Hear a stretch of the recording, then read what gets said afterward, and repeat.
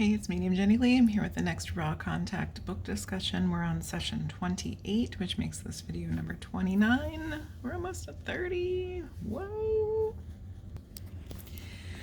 All right, let's get started here. All right, Dawn asks, I think we are at possibly the most important part of what we're doing and trying to make it apparent how everything is one and how it comes from one intelligent infinity. What you have told me and some of Dewey Larson's material, remember Dewey Larson's like the scientist guy who knew some accurate information about how our stuff works with physics and all that, having to do with the physics of the process. I have the concept that intelligent infinity expands outward from all locations everywhere. It expands outward in every direction uniformly like the surface of a balloon or bubble, expanding outwardly from every point everywhere. Expands outward at what's called unit velocity or the velocity of light. This is Larson's idea of the progression of what he calls space-time. Now, if you have not seen the latest Witching Hours episode, which is episode 9, we talked about the Mandela effect, and it was a great episode, by the way.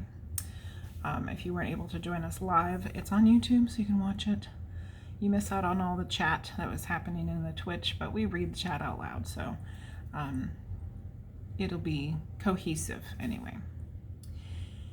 And it brought up a lot of questions about whether there's multi-universes and like if we're in parallel dimensions and like we switched dimensions, or this idea that the universes are like bubbles and perhaps our bubble collided with another bubble and we're like intersecting with each other somehow.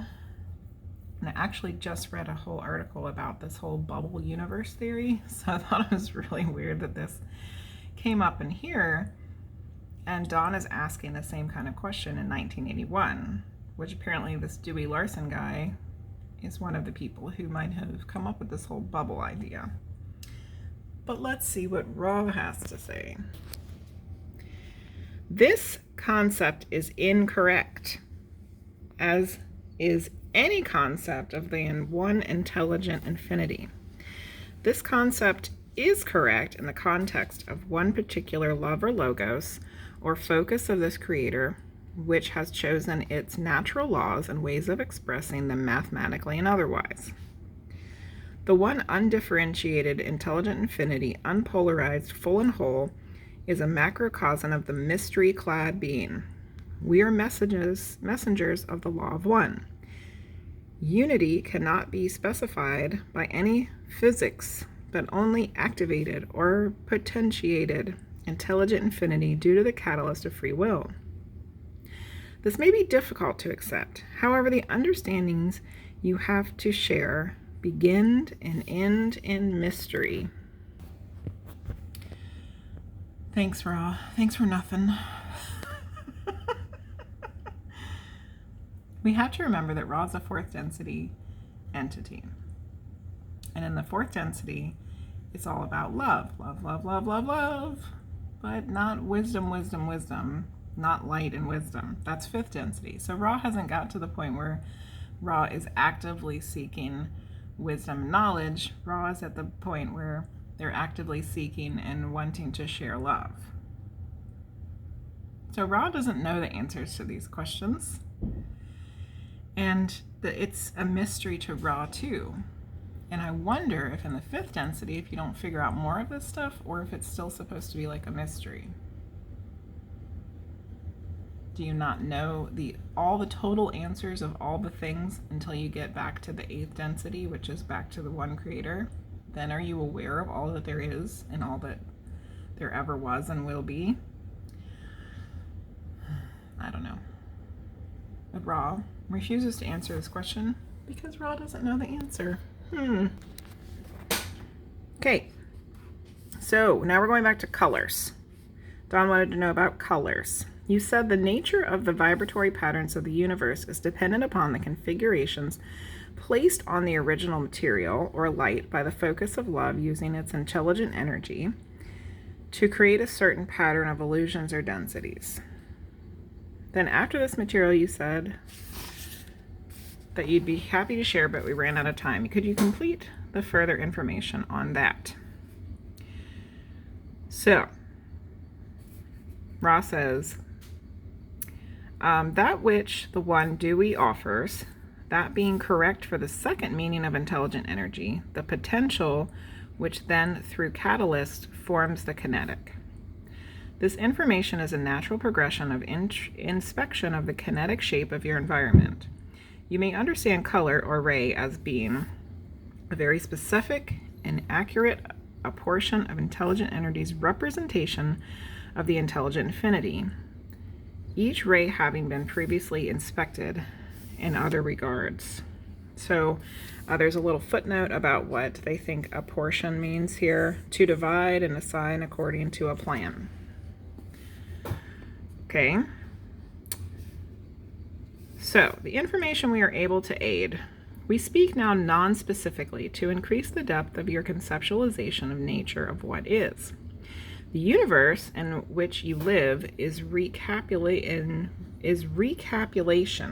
in each part of intelligent infinity. So I looked up what the word recapitulation means because I did not know. So there's a couple definitions of recapitulation. First is a biological definition that means repetition of an evolutionary or other process during development or growth. So it's a repetition of a process of development.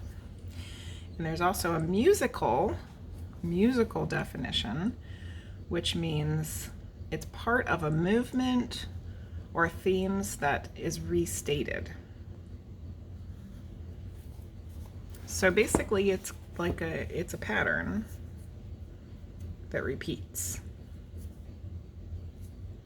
Okay. Thus you will see the same patterns repeated in physical and metaphysical areas. The rays or portions of light being, as you surmise, those areas of which you may call the physical illusion, which rotate, vibrate, and are of a nature that may be counted or categorized in rotation manner in space-time as described by the one known as Dewey, some substances having various of the rays and a physical manifestation visible to the eye, thus being apparent in the nature of your crystallized minerals, which you count as precious, the ruby being red, and so forth. Oh, Ra.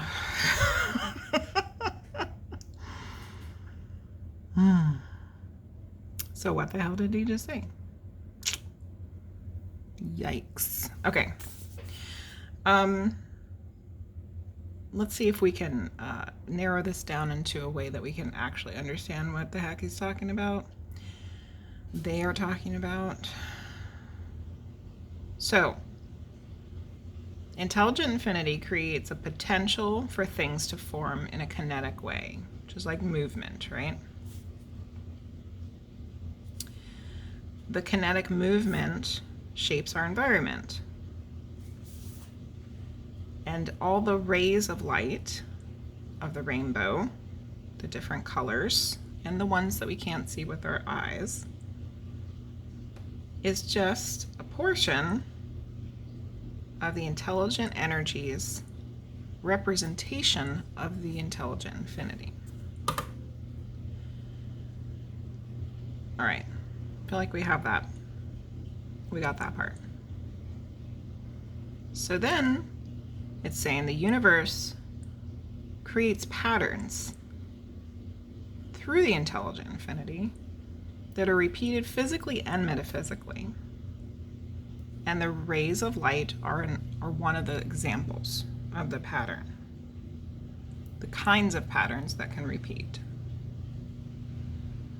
There's rotation and vibration involved, and we can count and categorize the rotational manner of this specific thing because it can be visible to us. suggesting there's a lot of things that are not visible to us, which we are well aware of, right? Okay, I think we kind of got it now. So then Don asks, this light that occurred as a consequence of vibration, which is a consequence of love, is that correct? Correct. So the light occurred because of love. Yes. This light then can condense into material and our density, such as our chemical elements, because of rotations and vibrations at quantized intervals of angular velocity. Don's asking some real tough questions here. Is that correct? It's quite correct.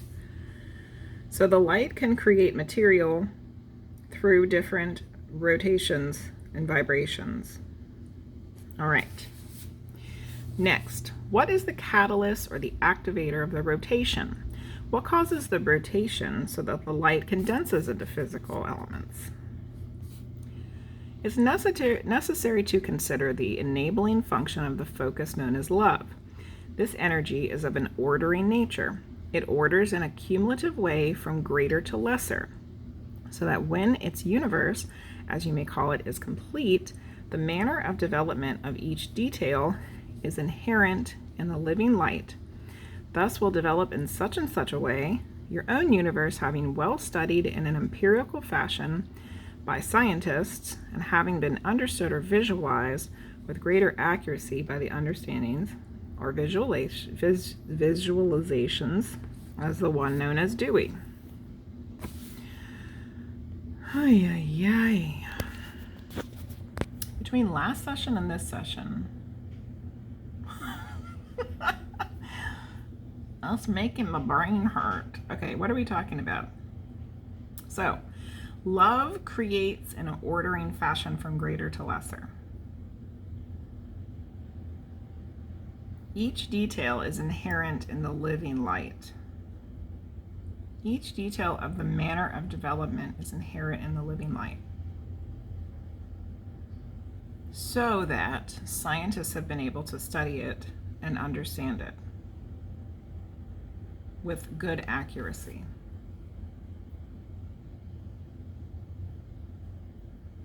Okay. Next, what does individualization or the individualized portion of consciousness come into play? When does it come into play? How does this individualization occur? And at what point does individualized consciousness take over in working on the basic light?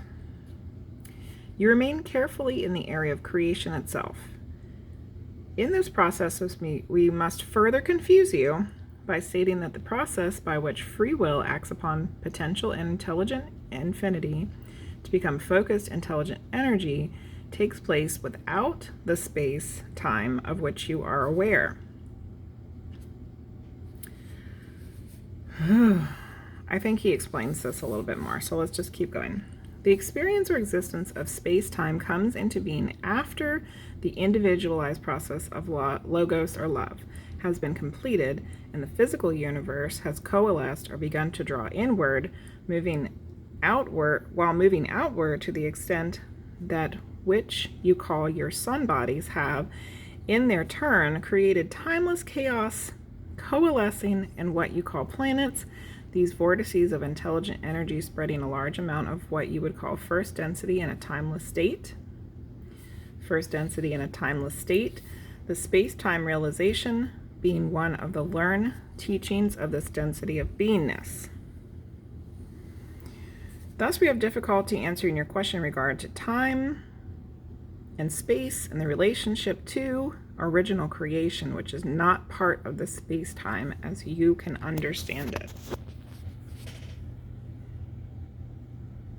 So this is saying that space and time does not exist until there is an individualized process. So before there's an individualized process, there's no space and time. It's a timeless state.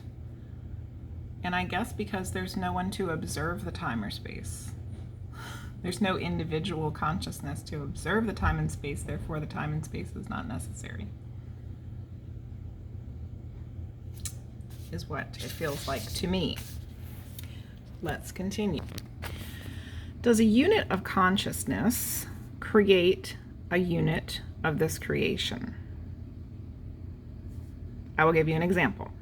Would one individualized consciousness create one galaxy of stars? Does this happen?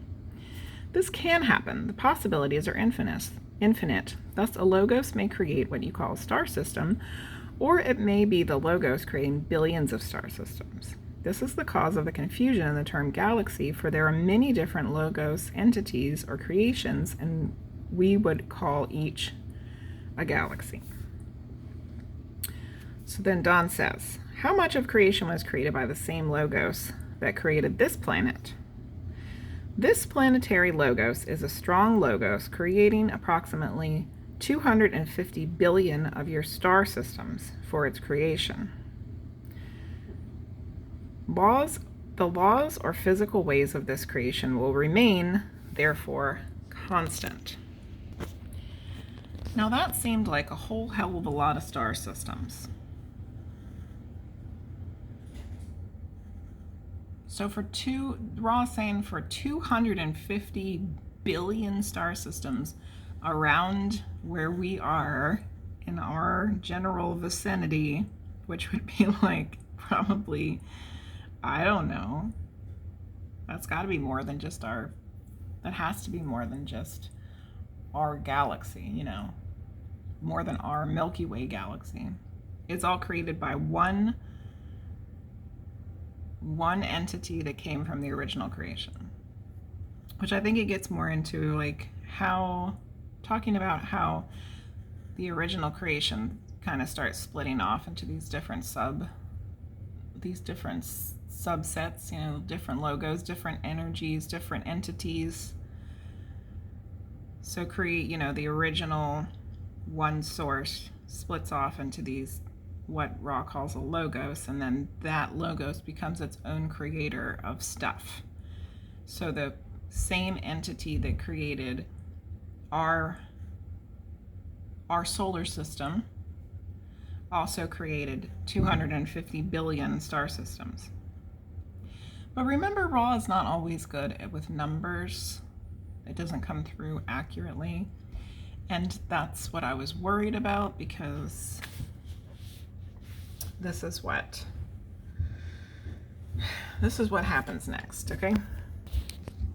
Don says, then you're saying that it is the lenticular star system, which we call a galaxy, that we find ourselves in, with approximately 250 billion other suns like our own, was created by a single logos. Is this correct?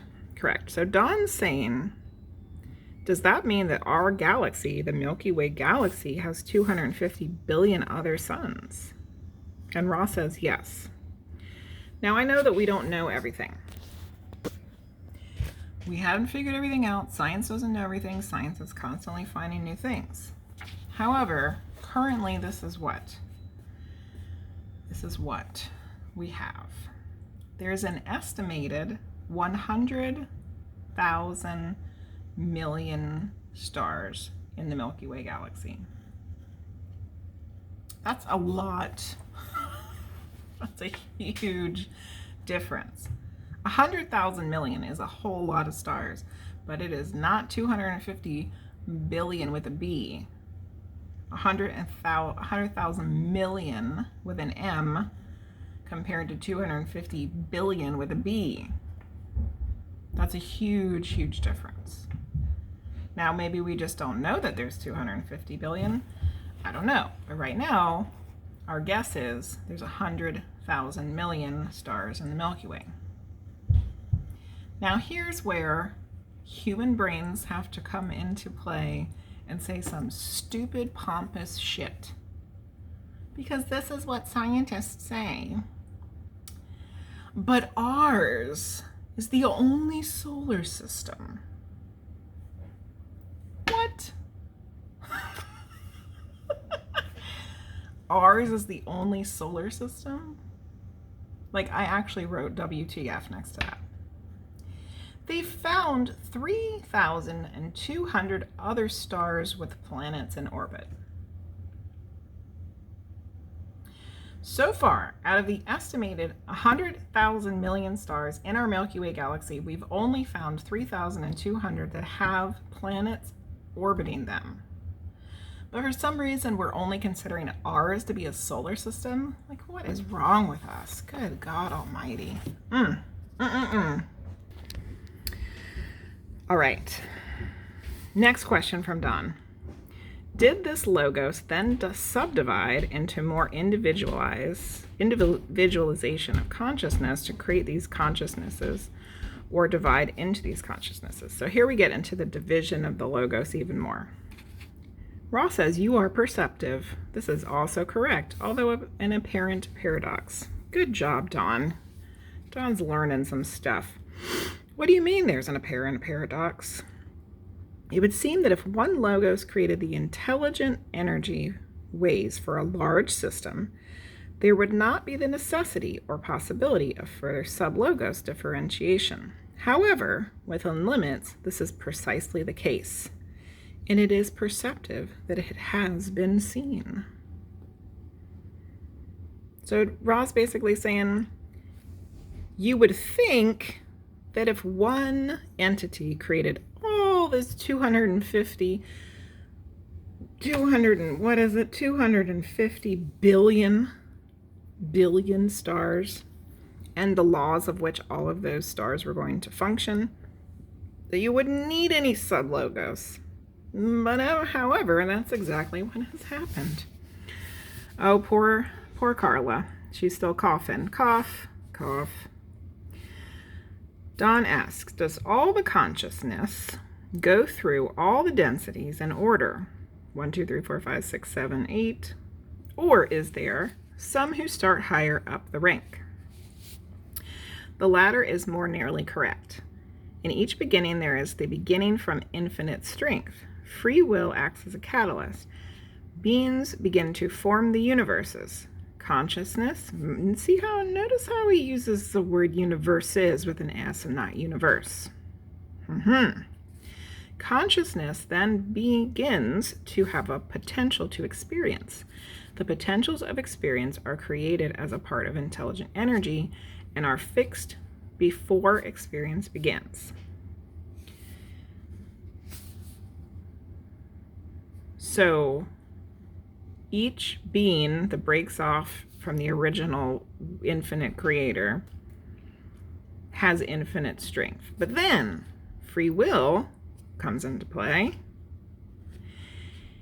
And because there's free will and consciousness, there's a potential to experience. And because there's a potential to experience, or the potential to experience let's back up here. I'm getting myself confused. The laws of which the intelligent energy will function is set before there are any entities to experience through free will. However, due to free will acting infinitely upon the creation, a great variation in initial responses to intelligent energy's potential. Thus, almost immediately, the foundations of the hierarchical nature of beings begins to manifest as some portion of consciousness or awareness learned through experience in a much more efficient manner.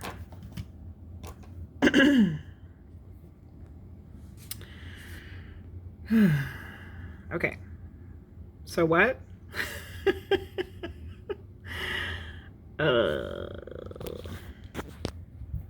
So what?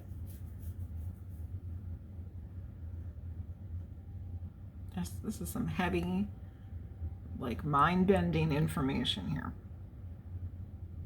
So, because there's free will, it becomes a great variation of responses to the energy's potential. So then there just automatically starts to become a foundation for this hierarchical density situation. And some because of that, some entities learn through experience in a more efficient manner. Okay. Dawn asks, is there any reason for some portions being much more efficient? Is there any reason for some to learn more quickly than others? Look, if you wish, to the function of the will, the, shall we say, attraction to the upward spiraling line of light. Ay, ay, ay.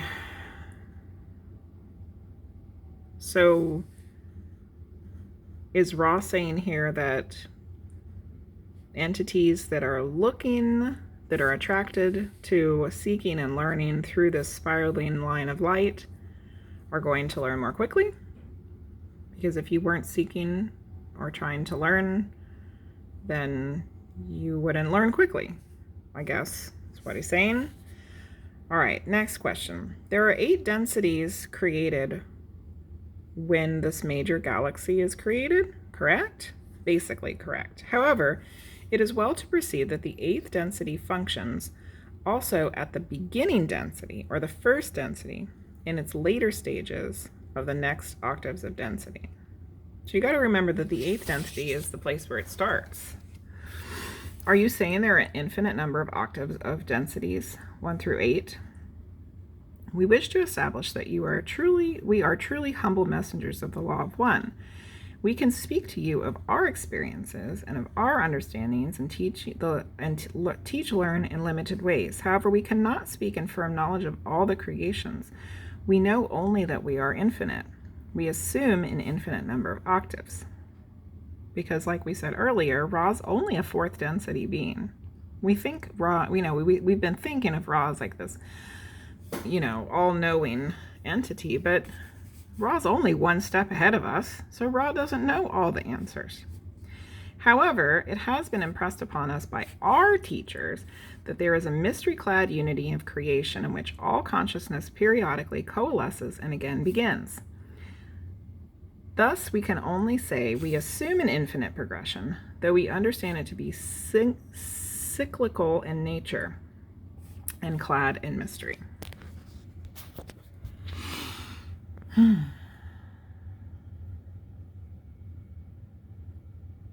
So, one of the really important parts of this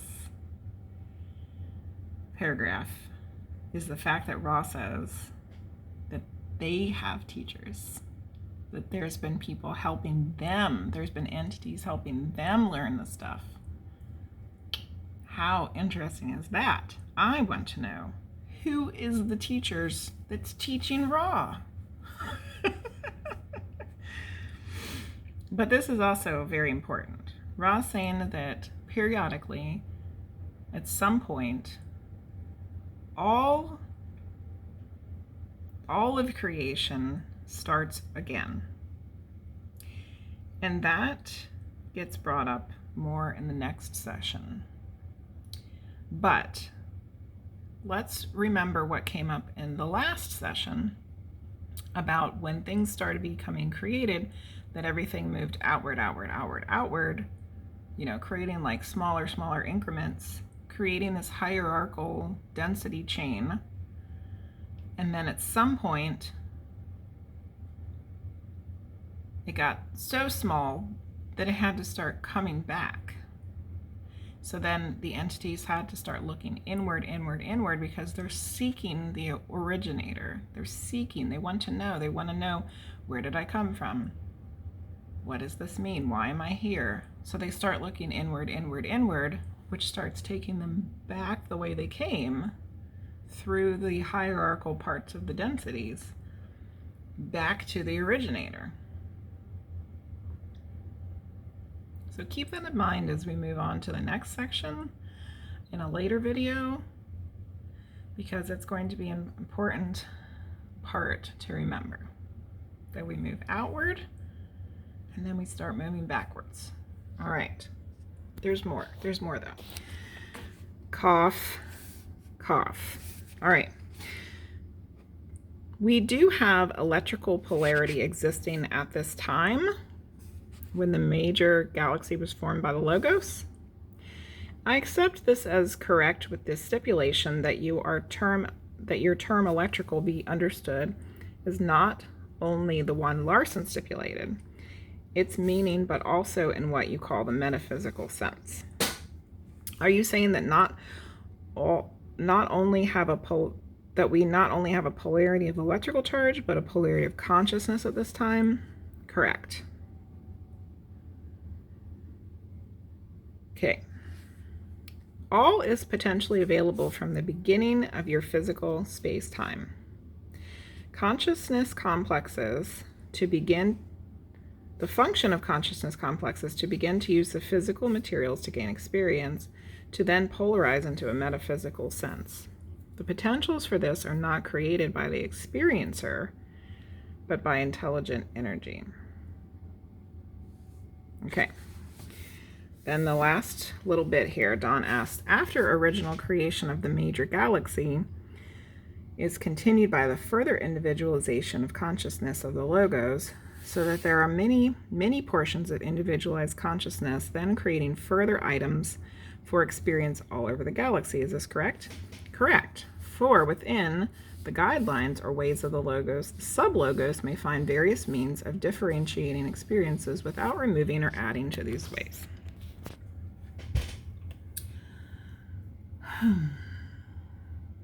So there's a set amount of laws set up within the first breakaway from the creator into these different logos. Each logos creates something. Each logos creates a set of laws for that something. But then there starts to be sub-logos that breaks off from that logos, which has to stay within the laws the original logos started, but comes up with an infinite amount of ways to differentiate experiences within this set of laws. Very interesting stuff in this session. Oh, not quite as hard to grasp, I think, as the last one, but still, you got to get your wheels turning to really get into this one. So let's review what we learned in this session. It was a lot about creation from the beginning. Creation from the beginning. And knowing and finding out that Ra doesn't know all the answers, because Ra's only one step ahead of us. But Ra has teachers too, trying to help them understand stuff. And then we learned some more about light and color, and how that is just one probably minuscule part of the patterns of which is part of our existence. And that light and love, that love created light, and then light condenses into physical material. And then, free will gets mixed in there. Then we learned about the logos that created, we didn't really learn about the logos that created our particular part of the universe, but we learned that there was a logos that created part of our universe with an unimaginable number of suns. But it's very contradictory to what our scientific people at this time, space-time continuum, have figured out. So I don't know what that means. Then we learned about the subdivisions of the logos, the natural laws set into place, free will creating experience, that the 8th density is where it all comes from, and which we're striving to get back to, and that there's some kind of polarity that exists throughout the whole thing, from beginning to end. However, I don't think it's exactly the same as like us in the 3rd density or 4th density. It seems like there's some differentiation there. So anyway, that's been session 28. I hope that you've enjoyed this one. I found it to be very interesting. Talking about creation is always interesting because it's like learning about where we all came from, and the fact that it's very, very close to what we've been figuring out with our science. but somehow also at the same time is completely in line with all of our earthly religions is really exciting. Because for, a lot of people want to separate the two. It can't be science because it has to be religion. It can't be religion because it has to be science. But I remember taking a biology class in college, and we started learning about all the parts of a cell, like all the little functions of all the little things within one cell. And it was like the first time for me where I was like, this cannot just be random. There's no way that this just happened. It had to have been planned to work precisely like that. But that doesn't negate the science part of it either. So this is extraordinarily helpful to understand that the science and the religion parts, while they both have things that are incorrect, they both have a lot of things that are correct. And there's no reason to fight and fuss about who's right and who's wrong, because nobody really knows all the answers. No entity in the existence of whatever knows all the answers, except if you're back at the beginning of creation, apparently. So there's no reason to fight and fuss about them. But it is really exciting to go search it out, seek it out, find the things that you can figure out, feel it within you that you know that it's correct, and still continue to search for the mystery of all that there is. Fascinating. Well, if you like this video, please give it a like, subscribe if you haven't already. Don't forget there's a lot of videos before this one, and there's going to be a lot of videos after it. We've been moving outward, outward, outward, and we'll have to move inward, inward, inward. Anyway, thanks for watching, and I'll be back with another one as soon as possible.